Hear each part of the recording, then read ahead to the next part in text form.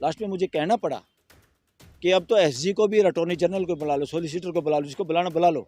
और मुझे जजों को कहना पड़ा ये रॉकेट साइंस नहीं है। कौन सी बात है जो आपको समझ में नहीं आई? इमीडिएट पता चल जाता है ये न्याय है, ये आतंकवाद है कि नहीं है। इतनी लंबी सुनवाई करने के बाद, इतने दिन सोच विचार करने के बाद इस तरह के फैसले आने, ये देश के लिए खतरनाक है। ऐसी जुडिशरी नहीं चाहिए देश को, ऐसे जज नहीं चाहिए। बात इसमें ये नहीं है कोई मुसलमान कौन है, हिंदू कौन है, फलाना कौन है, ढिकड़ा कौन है। नरेंद्र मोदी को तो पॉलिटिकल रैली में जाना नहीं चाहिए बीजेपी में। उसकी पार्टी काम करे, देश में पॉलिटिकल पार्टी अपना काम कर सकती है, मगर चुनने के बाद जो एक बार जिस तरीके से उमर खालिद का मुद्दा है, शर्जील इमाम का है, गुलफिसा फातिमा का है, ये तमाम लोग हैं जो यूएपीए की वजह से आज जेलों में हैं, कई सालों से हैं और 4-5 साल हो गए उन्हें जेल में बिताते हुए। एक तरीके से वो सज़ा उन्होंने लगभग काट ली है और बेवजह बिना अपराध सिद्ध हुए ऐसा प्रावधान है और इस पर इतने मतलब महीनों सुनवाई होते हैं, उसके बाद ज़मानतें रद्द कर दी जाती हैं। इस पर तमाम सवाल उठ रहे हैं। वहीं पर सुप्रीम कोर्ट में अब ये मामला पहुंच गया, हाई कोर्ट के ज़मानत रद्द कर देने के बाद। आपको क्या लग रहा है सुप्रीम कोर्ट में क्या कुछ होने वाला है? और इस फैसले को आखिर जो इस तरीके के जो फैसले होते हैं, ज़मानतें जिसमें रद्द कर दी जाती हैं, और इसमें क्या कुछ ख़ास है कि जिसकी वजह से ज़मानतें रद्द की जा रही है? क्योंकि ये लगातार दावा किया जा रहा है ये इन्होंने ही हिंसा भड़काने का काम किया है। ये बोलने वालों को दबाना चाहते हैं।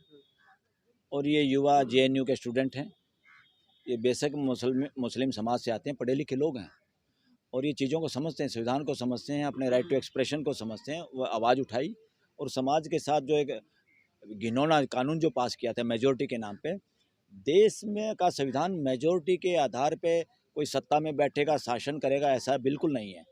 देश का संविधान देश में मानवीय व्यवस्था स्थापित करने के लिए है। देश का संविधान राज करने के लिए नहीं है। देश का संविधान शासन के लिए नहीं है। यहाँ किसी का राज नहीं है, यहाँ रूल ऑफ लॉ भी नहीं है, कानून का भी राज नहीं है। राज नाम को जूते मार चुके हम आज़ादी के वक़्त में। राज नहीं, व्यवस्था। यहाँ रूल ऑफ लॉ नहीं है, यहाँ सिस्टम ऑफ लॉ है। डंडा तो चाहे आदमी का हो, चाहे मशीन का डंडा हो, वो तो खतरनाक है। डेमोक्रेसी में उसका कोई मतलब नहीं है। उल्टा इन्होंने क्या बेवकूफ़ी करी, नई पार्लियामेंट में एक डंडा रख दिया, कहाँ से ला के। ये सारे के सारे वो ड्रामे करता है नरेंद्र मोदी, जो किसी खास तबके को मानसिक गुलाम बना के वोटों का फ़ायदा उठाने के लिए। ये अपने आप में एक्सपर्ट मानता है कि देश के लोगों को मूर्ख बनाने में मेरे से बड़ा जादूगर कोई नहीं है। राजदंड की बात कर रहे हैं। राजदंड कहाँ, किसका राज और किसका दंड? ना राज ना दंड, दोनों को जूते मार के बाहर फेंकना पड़ेगा उसको, वो जो पार्लियामेंट में रखा है। पार्लियामेंट का दोबारा वो होगा उद्घाटन, जो राष्ट्रपति करेगा और उपराष्ट्रपति भी शामिल रहेगा वाला इस देश के अंदर। और अब इन्होंने जो जमानत ना देना, ये मुसलमान और हिंदू करने के लिए है। ये सारा का सारा ये दिखाता है कि देश की कॉन्स्टिट्यूशनल कोर्टें आज़ाद नहीं हैं और जज उस लेवल के नहीं है। हमारी हाई कोर्ट और सुप्रीम कोर्ट में जिस लेवल के जज होने चाहिए इस कॉन्स्टिट्यूशनल जुडिशरी के अंदर, बहुत ही कमज़ोर किस्म के लोग हाई कोर्ट और सुप्रीम कोर्ट में जजों की भरमार है, जिनको कॉन्स्टिट्यूशन मैं कहता हूँ समझ में नहीं आता। कॉन्स्टिट्यूशन पढ़ना याद करना अलग चीज़ है, उसको समझना और उसको जीना, अपनी ज़िंदगी में उतारना, वो असली कॉन्स्टिट्यूशनल एक्सपर्ट हैं। मैं नहीं समझता सुप्रीम कोर्ट और हाई कोर्ट के ज़्यादातर जज एक्सपर्ट हैं कॉन्स्टिट्यूशन के। कॉन्स्टिट्यूशनल कोर्ट एक बच्चों को, वो कौन है, उसका नाम क्या है, हमें कोई लेना देना नहीं। इस देश के कॉन्स्टिट्यूशन कोर्ट में सिर्फ और सिर्फ कोर्ट के सामने एक नागरिक है, देश का एक नागरिक, और देश का नागरिक अपने बात बोलने के लिए उससे भी ज़्यादा आज़ाद है जो पार्लियामेंट के लोग हैं, क्योंकि पार्लियामेंट के लोग इन्हीं की फोटोकॉपी नुमाइंदे हैं, लोगों के प्रतिनिधि हैं। वो जब ना बोले वहाँ पे जाके और बेहुदे कानून पास कर दे पार्लियामेंट मेजोरिटी के नाम पे। पार्लियामेंट का और डेमोक्रेसी में ये होता है, कोई भी कानून बनाने से पहले उस कानून को पूरी पार्लियामेंट में खुल के डिबेट की जाए और सब एक्सपर्ट लोगों से भी राय ली जाए और देश की एनजीओ से भी राय ली जाए और समाज से भी राय ली जाए, फिर उस पर डिस्कशन डिबेट हो और तब हो के जिसने उसके खिलाफ भी बात करी है वो भी नोट की जाए रिकॉर्ड में पार्लियामेंट की डिबेट में, और देश के सामने पता चल जाए किसी ने क्या कहा।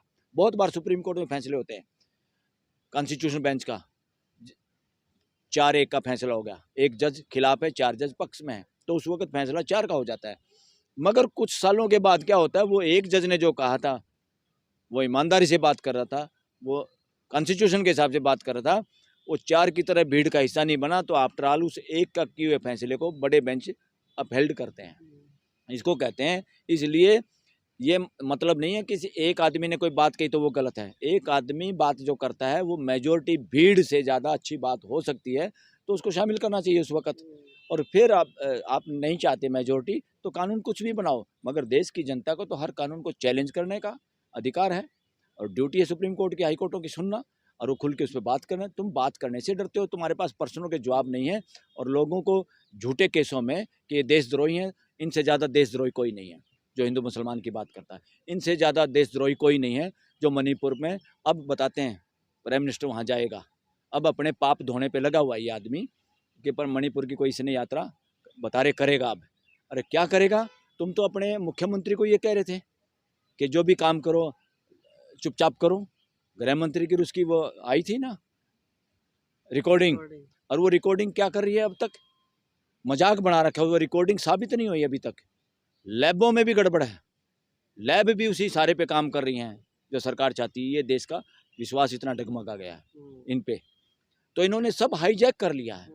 देश के सबसे बड़े दुश्मन, देश के सबसे बड़े गद्दार, देश के सबसे बड़े आतंकवादी, देश के सबसे बड़े देशद्रोही लोग वो हैं जो राजनीति में हैं, और जो राजनीति में व्यवस्था की जिम्मेदारी जिन पे है, जो देश को व्यवस्था के रूप में चलाने की बजाय देश को बांट के हमेशा 24 घंटे इलेक्शन की बात करते हैं। और मैं तो एक और कह रहा हूँ, अभी नियम बनाने की जरूरत पड़ेगी, कानून के देश के अंदर, क्योंकि प्राइम मिनिस्टर ऑफ इंडिया होता है, तो नरेंद्र मोदी को तो पॉलिटिकल रैली में जाना नहीं चाहिए बीजेपी में, उसकी पार्टी काम करे। देश में पॉलिटिकल पार्टी अपना काम कर सकती है, मगर चुनने के बाद जो एक बार पार्लियामेंट में चला गया और जो बन गया पीएम सीएम मंत्री, उनको तो पॉलिटिकल रैलियों में और इलेक्शन में पार्टिसिपेशन पे बैन लगाना पड़ेगा, ताकि वो ईमानदारी से अपना काम कर सकें।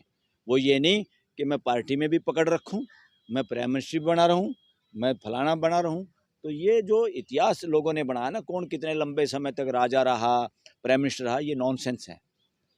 कौन कितना अच्छा मानवीय आचरण के साथ देश के अंदर मानवीय व्यवस्था स्थापित करने में जिसने योगदान दिया, वही अच्छा पीएम है, वही अच्छा सीएम है, वही अच्छा जज है, वही अच्छा राष्ट्रपति है, वही अच्छा नागरिक है।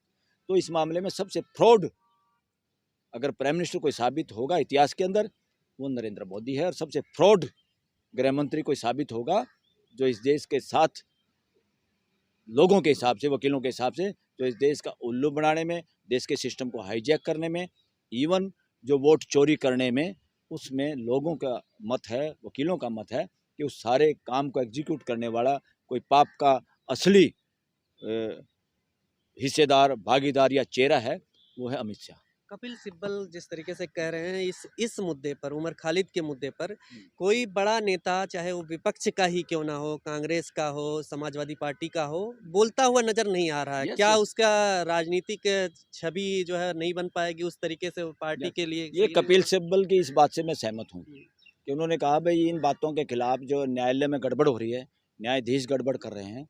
अभी तक तो पॉलिटिकल पार्टियों ने ये नारा लगा देना चाहिए था पंचोली के खिलाफ भी, जजी चोर कुर्सी छोड़, ताकि इसको इस्तीफा दे के भागना पड़ता। बेशक कोलिजियम ने लगा दिया, कोलिजियम ने फ्रॉड किया देश के साथ जस्टिस पंचोली को लगा के, और ऐसे से काफ़ी जज हाई कोर्ट सुप्रीम कोर्ट में बने हुए हैं।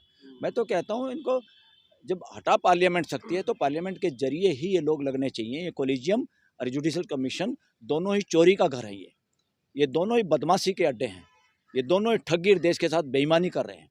और हमें उम्मीद थी चीफ जस्टिस से गवई से, इन्होंने भी अपने एक भांजे वांजे के चक्कर में बेड़ा गर्क कर दिया, और एक ऐसे जज को जो देश के 57 जजों की नाक काट के यहाँ बना दिया उसको। तो 57 जज क्या काम करेंगे? पहली बात तो या तो देश ये कहे वो 57 जज नकारा हैं, नाकाबिल हैं, उनको अपने पदों से इस्तीफा देने चाहिए। अगर उनके अंदर शर्म है तो उनके अंदर, उनके परिवार में, उनके बच्चों में, उनको कहीं छोड़ो भाई। तो या आप इस तरह के जज बना रहे हैं। यहाँ सुप्रीम कोर्ट में फिर तो यही होना चाहिए, सुप्रीम कोर्ट में भी मेरिट के आधार पर चीफ जस्टिस बनना चाहिए, और मेरिट के आधार पर चीफ जस्टिस बने तो उसका सूर्यकांत का तो नंबर ही नहीं आता, क्योंकि इसके खिलाफ तो या पेंडिंग पड़ी है एप्लीकेशन भ्रष्टाचार की, आज जांच नहीं हुई। और बिना जांच के वो बना दिया जज गोगोई ने, को गोगोई की सेवा करी थी, या इनको आरएसएस बीजेपी को पसंद होगा, अंडरहैंड कोई सेटिंग होगी, इससे तो ये मतलब निकलता है। ये कहाँ रॉकेट साइंस है? और देश को अभी तक डर लगता रहा। इन पॉलिटिकल पार्टी के नेता क्यों नहीं बोलते जो सिब्बल ने कहा? ये सारे के सारे डरपोक हैं, ये खुद भ्रष्टाचारों के दलदल में फंसे हुए लोग हैं। ये अपनी पार्टियों में युवा नेताओं को, सही नेताओं को आगे नहीं आने देना चाहते। अब बताइए ना, कांग्रेस ने भी अपने लीगल सेल का इंचार्ज कौन बनाया दोबारा, पता है? सिंघवी को बनाया है, जो एक महिला को के साथ जिसकी सीडी हाई कोर्ट चैम्बर से पूरे देश में वायरल होगी। और वकीलों का मानना है कि उसको ये जज बनाने के लालच में इस तरह से ये गड़बड़ कर रहे थे।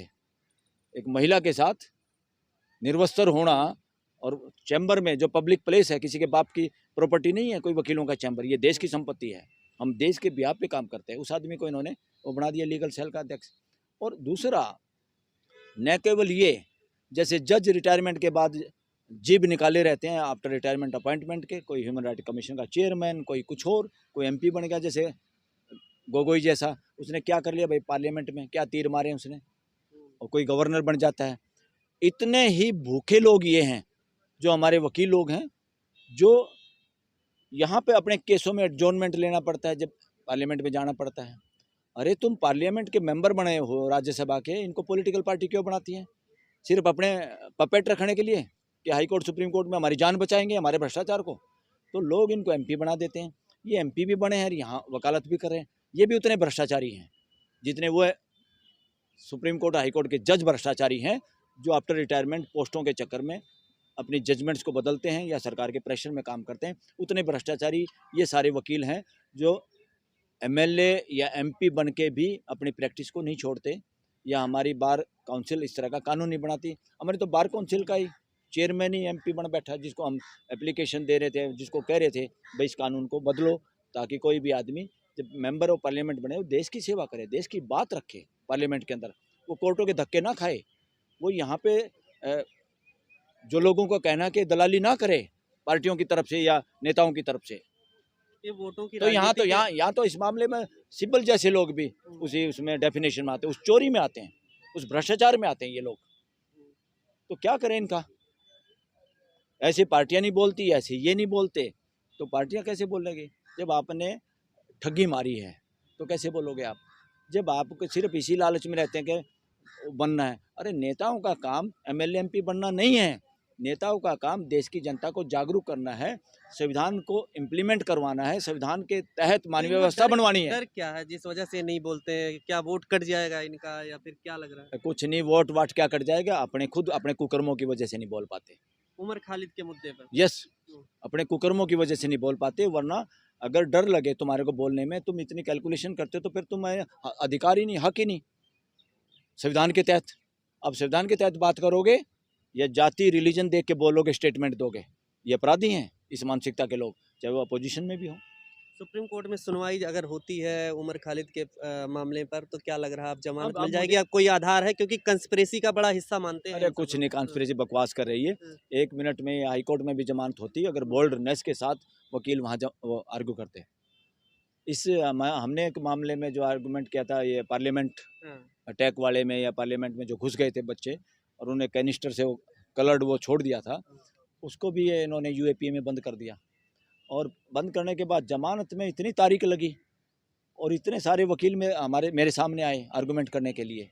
लास्ट में मुझे कहना पड़ा कि अब तो एसजी को भी, अटॉर्नी जनरल को बुला लो, सोलिसिटर को बुला लो, जिसको बुलाना बुला लो। और मुझे जजों को कहना पड़ा ये रॉकेट साइंस नहीं है। कौन सी बात है जो आपको समझ में नहीं आई? इतना सिंपल क्वेश्चन है। क्या कैनिस्टर को चलाना जिसमें कोई हिंसा नहीं, किसी को नुकसान हुआ नहीं, क्या वो यूएपीए में आता है? वो आतंकवादी कानून है। जो भारत माता की जय लगा रहे हैं जो बच्चे, वो आतंकवादी हैं क्या? तब जाके इतने दिनों के बाद ऑर्डर रिजर्व किया।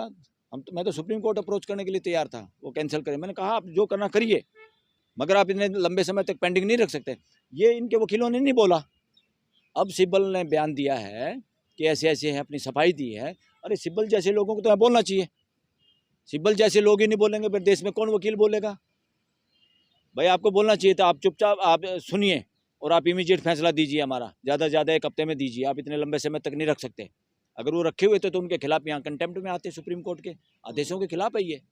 तो क्यों नहीं आए भैया आप लोग? इसका मतलब अपोजिशन के लीडर नहीं डरते, आप भी डरते हो। नताशा देवांगना को भी जमानत मिली थी और उस वक्त हाई कोर्ट के ही दूसरे जस्टिस ने ये टिप्पणी भी की थी कि जो है जो संविधान का अधिकार है, जो प्रोटेस्ट करने का अधिकार है और जो यूएपीए है उसके बीच लाइन जो है धुंधली हो गई है, इस तरीके से कुछ कमेंट आए थे। तो उसके बावजूद इस तरीके से क्या जज नहीं नज़र रख पा रहे हैं, देख नहीं पा रहे हैं कि आखिर क्या है? इतनी सिंपल बात है, ये इतना मुश्किल नहीं है हम्म। जजों के लिए, ये वकीलों के लिए भी मुश्किल नहीं है। हमें इमीडिएट पता चल जाता है ये न्याय है, अन्याय है, ये आतंकवाद है कि नहीं है। इतनी लंबी सुनवाई करने के बाद, इतने दिन सोच विचार करने के बाद इस तरह के फैसले आने, ये देश के लिए खतरनाक है। ऐसी जुडिशरी नहीं चाहिए देश को, ऐसे जज नहीं चाहिए। बात इसमें ये नहीं है कोई मुसलमान कौन है, हिंदू कौन है, फलाना कौन है, ढिकड़ा कौन है, हमें कोई मतलब नहीं। वो देश के सिटीजन हैं। ये बताइए उन्होंने देश को कहाँ बांटने की कोशिश की। आप जानबूझ के हिंदू मुसलमान कार्ड के आधार पर अगर देश को बांटेंगे तो फ्यूचर में आप दोषी होंगे इस देश का दोबारा बंटवारा कराने के लिए। यही मानसिकता के लोग, ये पहले भी बंटवारा करवाने वाले लोग थे, पहले भी बंटवारा करवा। देश के अंदर जजों का बहुत बड़ा रोल है कि देश के अंदर भाईचारा स्थापित रखा जाए, देश के अंदर इंटीग्रिटी रखी जाए। सुप्रीम कोर्ट के, हाई कोर्ट के जजों की जिम्मेवारी है, मर्जी नहीं है कि अपने फैसलों के जरिए वो देश के प्रियम्बल के हिसाब से उस टारगेट को अचीव करें। वो कहाँ है टारगेट, उसके बारे में लॉजिक रीजनिंग कहाँ है वो जजों की।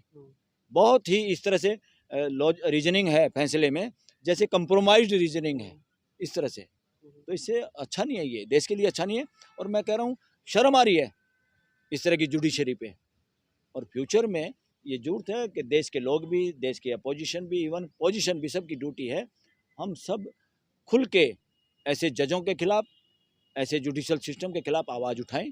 देश को कैसा जुडिशल सिस्टम चाहिए, भेदभाव वाला या समानता वाला, जो इमीडिएट आपके फैसले कर पाएँ, जो इमीडिएट न्याय अन्याय के बीच में फ़र्क समझ पाए, या ऐसे जज जिनके यहाँ केस लगने से आपको पहले ही पता चल जाए कि फैसला किसके पक्ष में होगा। खबरों में बने रहने के लिए फोरम 4 को सब्सक्राइब करें और नोटिफिकेशन पाने के लिए बेल आइकन दबाएं।